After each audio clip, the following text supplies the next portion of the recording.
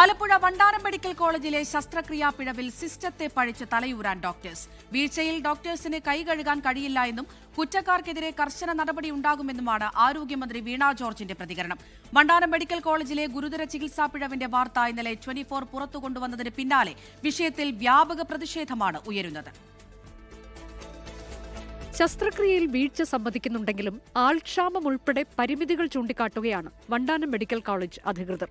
Covid സമയത്തായിരുന്നു ശസ്ത്രക്രിയയെന്നും ഡോക്ടേഴ്സിന്റെ വാദം. 5 അല്ല 50 വർഷം ജീവിച്ചാലും ഒന്നും സംഭവിക്കത്തില്ല.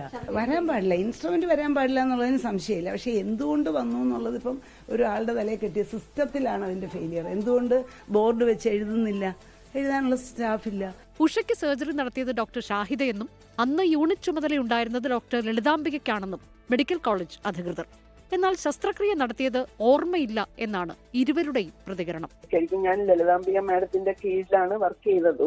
അപ്പൊ മാഡത്തിന്റെ കേസൊക്കെ നമ്മളാണ് ചെയ്യുന്നത്. കൃത്യമായിട്ട് ഇത് ഓർമ്മയില്ല. ശരിക്കും പറഞ്ഞാൽ കറക്റ്റ് അങ്ങനെയാണ്.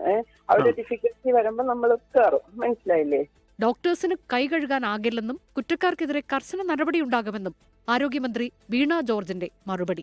ഈ പറയുന്ന വ്യക്തികളുടെ അനുഭവത്തിൽ ഈ പ്രശ്നം ഉണ്ടായാൽ സമ്മതിക്കുമോ? അതിനനുവദിക്കുമോ? എന്തായിരിക്കും ഇവിടുത്തെ സ്ഥിതി?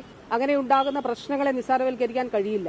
ഈ പ്രൊസീജിയറുകൾ നടക്കുമ്പോൾ പ്രോട്ടോകോൾ അനുസരിച്ചിട്ടുള്ള ആളുകൾ അവിടെ ഉണ്ട് എന്നുള്ളത് ഉറപ്പാക്കി തന്നെയാണ് ചെയ്യുന്നതും ചെയ്യേണ്ടതും. ചെയ്തില്ലെങ്കിൽ ചെയ്യുന്ന ആളുകളുടെ ഉത്തരവാദിത്തമാണ്. അതിൽ വീഴ്ച സംഭവിച്ചിട്ടുണ്ടെന്നാണ് പറയുന്നത്. അഥവാ അതിലും ഗൗരവതരമാണ്. ശസ്ത്രക്രിയാ പിഴവ് അന്വേഷിക്കുന്ന വിദഗ്ധ സമിതിയുടെ റിപ്പോർട്ട് പോലീസിന് കൈമാറും. ഡോക്ടേഴ്സ് സ്വകാര്യ പ്രാക്ടീസ് നടത്തിയെങ്കിൽ അതും അന്വേഷിക്കുമെന്നാണ് ആരോഗ്യമന്ത്രി അറിയിച്ചത്. 24 ആലപ്പുഴ.